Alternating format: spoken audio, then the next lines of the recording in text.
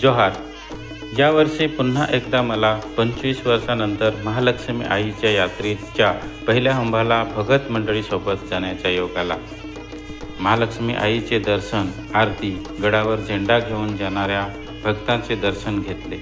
मला गुरु कडू काकांचे पूर्ण परिवार, गुरु विजय सर सोबत बसून महालक्ष्मी आईच्या मौखिक गाथा ऐकत आपली संस्कृती जपत सहभोजनाच्या एका विस्मरणीय क्षणाची गाठ आपल्या जीवनात बांधता आली.